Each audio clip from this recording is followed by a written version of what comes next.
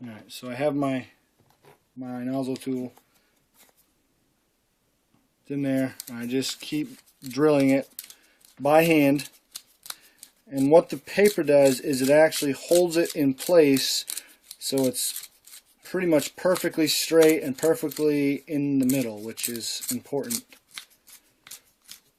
when you're dealing with rockets. And every so often just take it out, tap out your hole that you've drilled, tap out all the extra clay back into your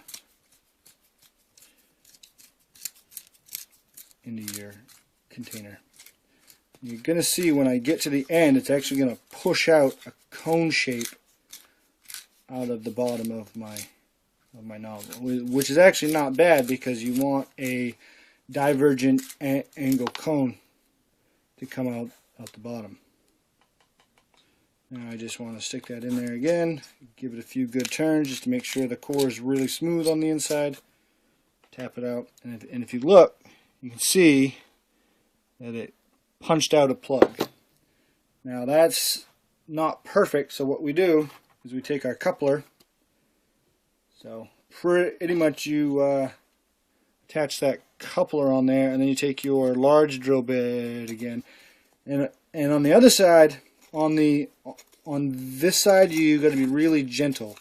I usually give it a turn clockwise and a couple of turns counterclockwise, and you just want to carve off a little tiny bit at a time, and don't carve off too much, because if you do, it'll actually start to take it off away from the walls, and you actually lose some of your material.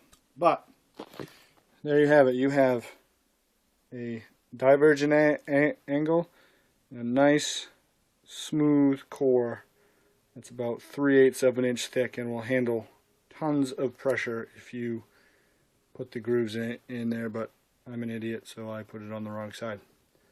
In the future, I will show you how I make my dry and wet propellant. For a rocket this size, dry propellant works pretty well. You can see that nice smooth nozzle. And in the future clip, I will actually show you one of these being launched. Have a good one.